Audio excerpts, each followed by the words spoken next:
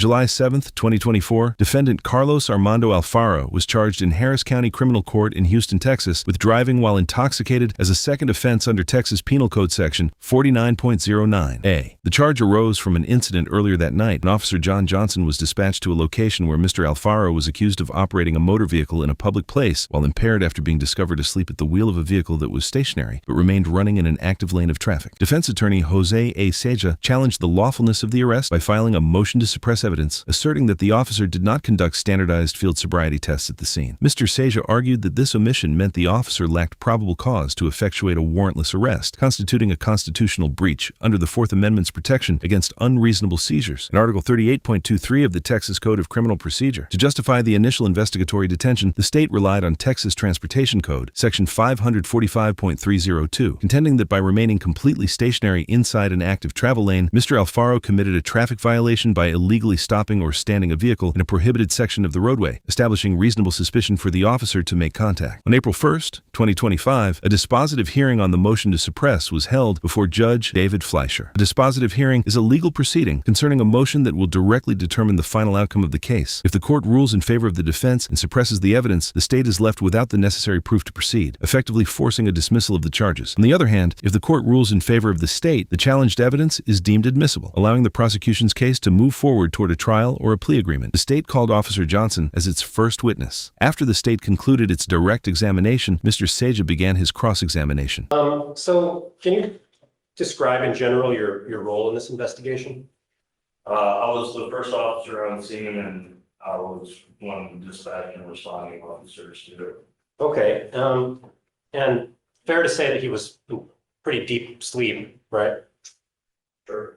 And at the scene, very little time was spent with Mr. Alfaro. Is that right? Yes. Okay. Now, you said that you've done approximately 5 DWI investigations? Yes, but that's what it was. Okay, but you've done your NHTSA training. Yes. And you know that the second stage of the NHTSA training is called the personal contact stage, right? Mm-hmm. Do you recall what that is? Yeah. Okay. You know that in any investigation, it's important to spend time with the person that you're investigating and try to distinguish illegal from legal behavior, right? Absolutely. And in kind of big picture terms, that's one of the things that the NHTSA manual teaches you how to do, right? Mm-hmm. Is that yes? Yes. Because it's not illegal to drink and drive. It's only illegal to drink and drive while you're intoxicated, right? I'm not necessarily. I'm going to drive my belt and detainer and other violations as well. Well, we can agree that in not all. About DWI, then yes, I would agree with you. Okay. In general, not every time that somebody drinks after having consumed alcohol, not every time are they committing a crime, right? Correct. Okay. Now, in this case, you were dealing with somebody who was deep asleep and was roused out of sleep, right? And it wouldn't be surprising if that person exhibited things like red eyes, right? Yes. Yes, it would not be surprising. It would not be surprising. Okay. That they appeared maybe a little bit disoriented, right? And you say that his speech was slurred, but you had never met Mr. Alfaro before, so you don't know how he normally talks, right? Yes, sir. Okay. I know what slurred speech sounds like. Okay, but would it surprise you that especially on the station where the audio is more clear, his speech doesn't appear slurred at all? That would surprise me. All right. So in the time that you spent with Mr. Alfaro at the scene, that wasn't enough to distinguish whether the symptoms were from alcohol intoxication, possible alcohol intoxication, or just being roused out of a deep sleep, right? I will not know. That's why I'm arrested for DWI right there. I understand that, but in general, after such a brief amount of time, that wouldn't necessarily be enough to convince yourself that this is just a person that I've woken out of a deep sleep, right? With other factors, I would disagree, but I mean, there's a possibility. All right. Did you write an offense report in this case? I wrote the supplemental report. Okay. Your offense report actually doesn't say anything about arresting him for impeding a roadway, does it? My supplement does.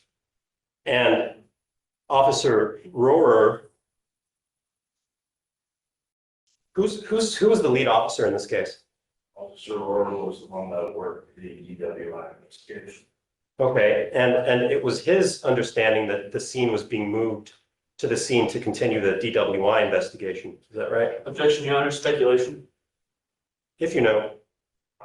I don't know what Officer Orr put in his report, and I'm not going to tell you what was in his report. During cross-examination, Officer Johnson confirmed the legal distinction that it is not inherently illegal to drink and drive, but rather it is only illegal to operate a motor vehicle while intoxicated. Under Texas Penal Code, Section 49.01(2), intoxicated is defined as either not having the normal use of mental or physical faculties by reason of the introduction of alcohol or drugs, or having a blood alcohol concentration of 0.08 or higher. Mr. Seja argued that the officer's on-scene handling of the encounter lacked reasonable investigation and due diligence, emphasizing that Officer Johnson spent a minimal amount of time conducting a field investigation and rapidly escalated the encounter from a routine traffic contact or welfare check directly to a custodial DWI arrest and station transport without establishing sufficient probable cause. Under standard National Highway Traffic Safety Administration, known as NHTSA, a police officer's investigation should involve adequate time during the personal contact phase to evaluate clues and rule out innocent alternative explanations,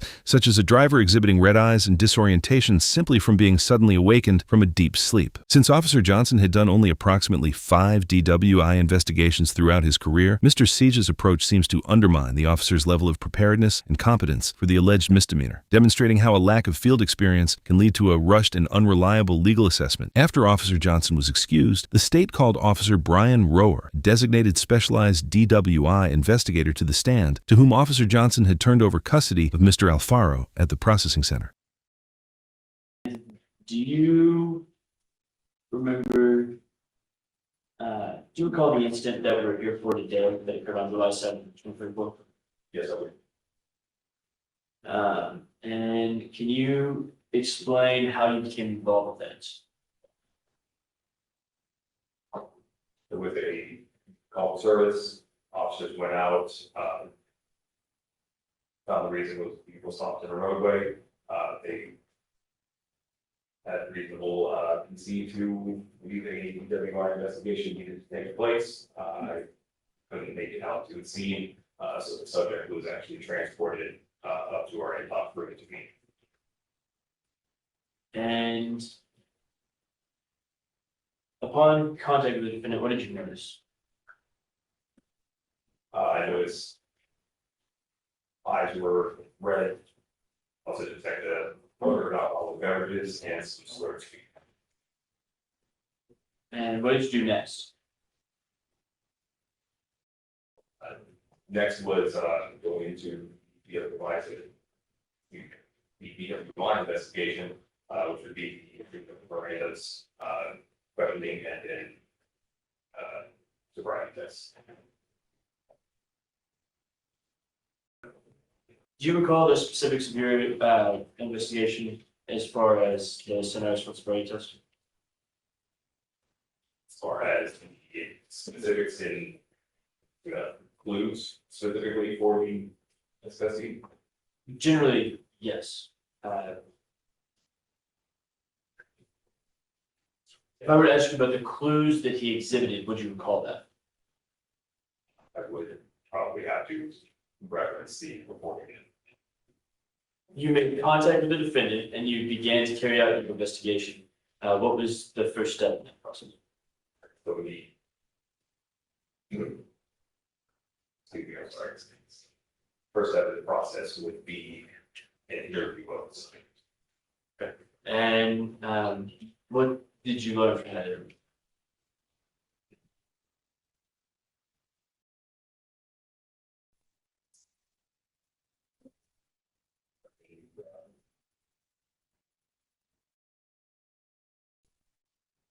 Okay, we're gonna skip that. We're gonna go to the standardized field sobriety test. What was the first standardized field sobriety test you carried out? Horizontal gaze nystagmus test. Okay, and what is that test? That test checks for the involuntary jerking of the eyes. And what were the results of that test? The result on that were 6 out of 6 validated groups. What are those 6 clues?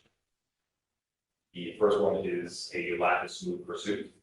Then following that is a distinct and sustained nystagmus maximum deviation, and then the onset of nystagmus prior to 45 degrees. And it's fair to say that he hit all 6 of those clues. That is correct. And what does that indicate to you? That would indicate the presence of a substance in this system. Would that indicate alcohol, a potential presence of alcohol in the defendant's system? Yes. And what did you do next? Next was the walk and turn test. Okay. And what is the walking trainer? The walk and turn test is one of the psychophysical tests, where it splits the subject's mental and physical capabilities to possibly see if a intoxicated individual would have difficulty splitting those. And what were the results of this test that you did? On this test, I observed 2 out of 8 validated groups. And what did you do next? Next was the one leg stand test. Great. And what is the one leg stand? Again, it's another psychophysical test. Testing the subject's ability to count while balancing on one leg. And what were the results of this test? On this test, I observed 0 of 4 validated groups. And what did you do after that? After that would be reading the subject EIC 24.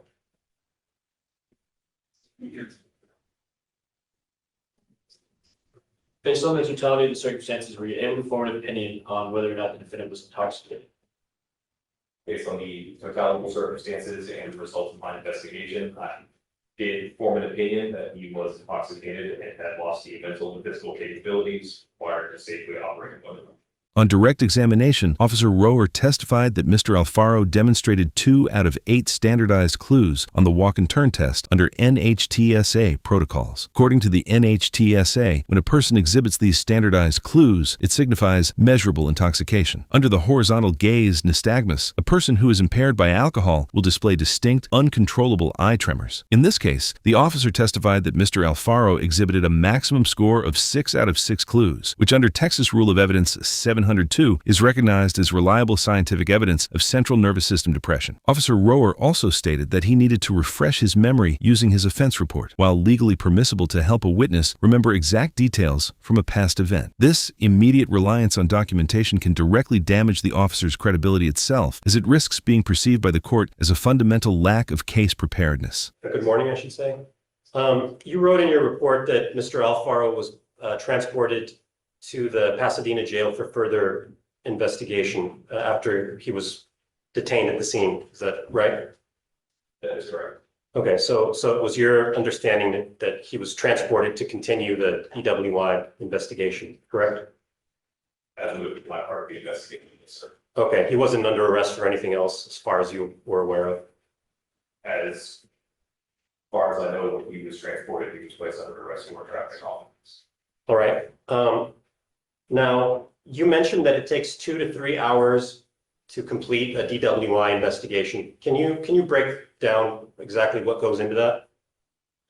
So in those 2 to 3 hours in that estimation, I would be including initial contact of the subject, interview, observation, or possible interview of initiating officer, my interview with the subject, the SFSTs, as well as the collection of a forensic specimen and typing the report.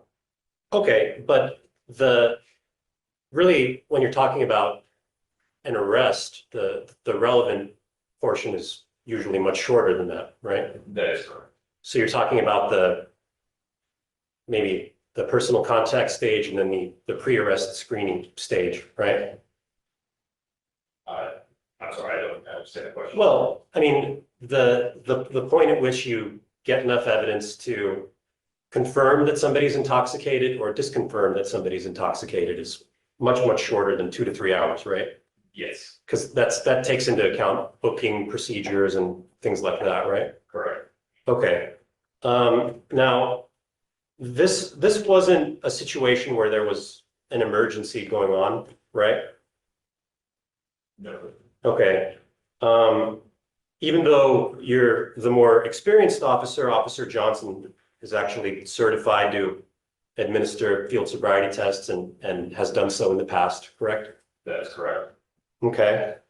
There wasn't a language barrier or anything like that, right? Not to my knowledge. And in fact, the intersection where this all happened, I mean, there were parking lots, drugstore parking lots, places where DWI investigations are sometimes conducted, right? Yes, Okay.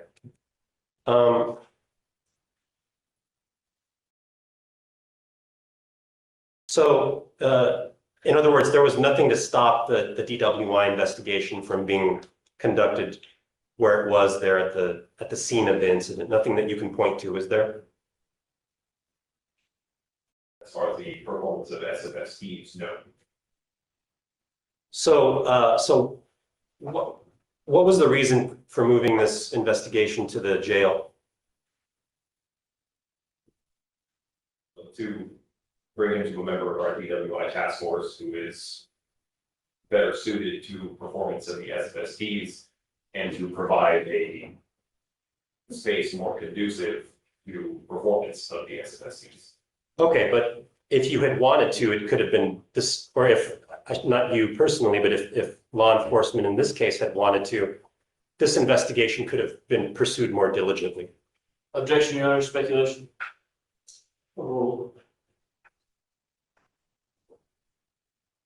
If there's a lot of sufficient space in a safe place, that again has sufficient space and level ground to perform the SFSTs, i.e. a space and level service more conducive to performing the SFSTs safely, then yes, it can be.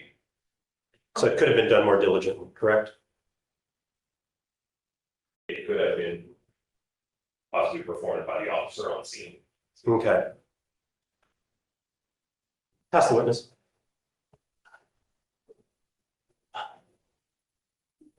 Officer, approximately how long did this investigation take? This investigation, in terms of interview and arriving at a decision of intoxication, I would say approximately 40 minutes. And typically, are DWI investigations faster or slower if you or another member of the DWI task force conducts the investigation, rather than a member of patrol unit? It is significantly faster. Mr. Saja questions Officer Rower about the officer's conduct on the scene of the initial traffic stop. Under the landmark U.S. Supreme Court decision in Dunaway v. New York, involuntarily transporting a suspect from the scene of a temporary investigative detention to a police station or processing facility transforms the stop into a de facto custodial arrest. Consequently, law enforcement cannot lawfully transport a driver to a police facility simply to continue gathering evidence. Officers must possess fully established probable cause for the offense prior to effectuating the transport. Furthermore, Florida v. Royer dictates that an investigative stop must employ the least intrusive means reasonably available to confirm or dispel officer suspicion. Under this standard, moving a suspect to a secondary location when an on-scene evaluation could safely be conducted exceeds the permissible scope and duration of the stop, rendering a forced jailhouse transport for a driving while intoxicated investigation unconstitutional. In this case, the officers relocated Mr. Alfaro to the jail before establishing clear roadside evidence of impairment, violating Fourth Amendment protections against unreasonable seizures. Under standardized field sobriety test protocols, a police officer must perform the physical sobriety investigation on the scene whenever environmental conditions safely allow. Officer Rower's own testimony conceded that Officer Johnson was certified to do the test and a flat drugstore parking lot was readily available, meaning the criteria for a proper on-scene evaluation were fully met. Since there was no emergency on the streets to justify an immediate evacuation, Mr. Saya's cross-examination strategy directly exposes the lack of diligence in the police investigation. After that, Officer Rower was excused from the stand and Judge Fleischer was ready for the arguments. Argument. Thank you, Your Honor. Your Honor, the state offers three arguments here. First is that, clearly under the traffic code, Officer Johnson had probable cause to arrest the defendant at the scene for the traffic violation. Upon arrival, the officer could clearly see that the defendant was parked in a moving lane of traffic, in violation of traffic code section 545-363, and 545.302. That arrest is clearly authorized under traffic code, section 545, excuse me, 543.001. And after that arrest, once the officer had transported the defendant, then a separate DWI investigation took place, which is clearly legal and proper and does not violate any of the defendant's Fourth Amendment rights.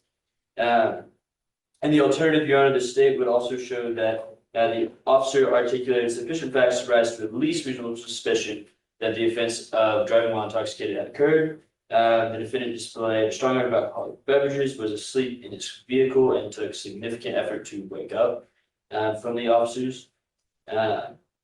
Also, the time of night was indicative, and the other facts that the officer suggested, such as slurred speech and the other surrounding circumstances. Furthermore, moving the investigation to the police station and subsequent time it took to move the investigation.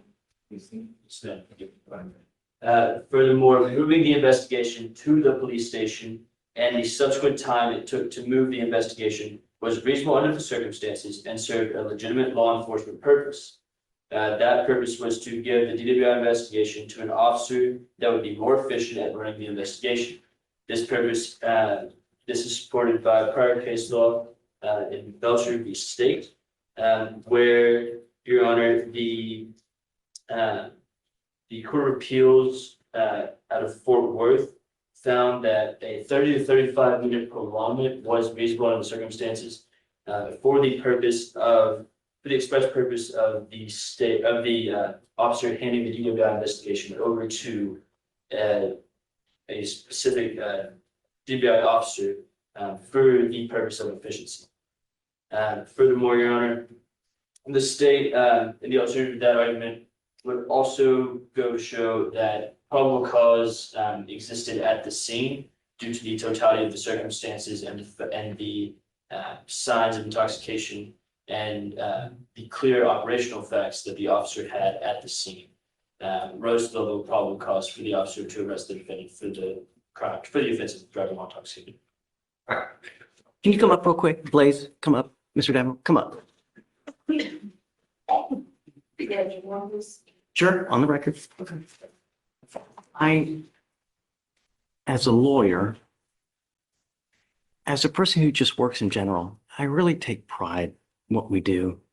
You know, when we do stuff, we come prepared. This is not a joke, man. This dude that just came and testified now was a deer in headlights when you asked about the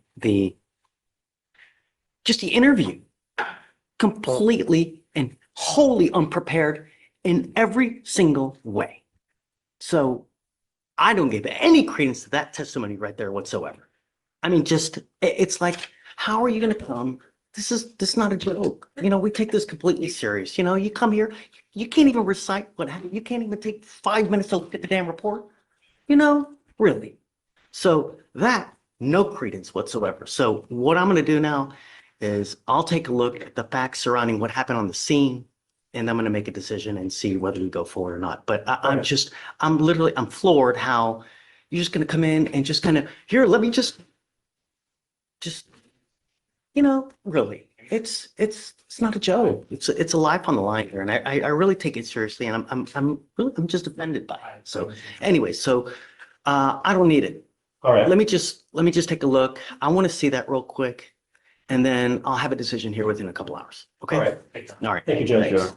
May we be excused? please. Right. All right, lawyers, let's go. Judge Fleischer confirmed that he would give his conclusion within a couple of hours, ensuring that a final decision on the motion would be reached by the end of the day. The judge imposed that he would focus on the facts over the testimony because Officer Roher's verbal presentation in court was compromised, forcing the court to rely strictly on the objective, raw evidence recorded at the scene. Under the standard framework on State versus Ross, a trial judge acts as the absolute sole judge of witness credibility and the weight given to any testimony during a suppression hearing. Because of this, prosecution witnesses are expected to properly refresh their present recollection prior to testifying pursuant to Texas Rule of Evidence 612. Failing to thoroughly review offense reports risks exposing a fatal lack of independent memory on the stand, which undermines the state's burden of proof. After the hearing, Judge Fleischer granted the motion to suppress, and because this was a dispositive hearing, the ruling stripped the state of its evidence, and the case was dismissed. This case reminds us of the critical importance of the specific facts in a case, and the necessity for law enforcement to strictly adhere to proper constitutional procedures and investigative protocols. In criminal defense, the state's case relies entirely on the constitutional integrity of the initial police contact, detention, and subsequent arrest. During the cross-examination, Mr. Seja exposed Officer Johnson and Officer Roher's lack of due diligence and examination. Through questioning, the defense highlighted that Officer Johnson completely bypassed standardized field sobriety tests at the scene, despite having the opportunity and tools readily available to conduct them. Furthermore, the cross-examination of Officer Roher revealed a profound lack of basic case preparation, culminating in the judge explicitly dismissing his testimony due to his inability to recall or substantiate the foundational details of the encounter. When officers don't do a proper investigation, they risk transforming a standard investigative detention into an unconstitutional de facto arrest. And by taking shortcuts, law enforcement commits a fatal procedural error. Ultimately, when police conduct falls short of these legal requirements, it results in a direct breach of the Fourth Amendment's protection against unreasonable seizures, leaving the court with no choice but to suppress the unlawfully obtained evidence and effectively forcing a dismissal of the entire case.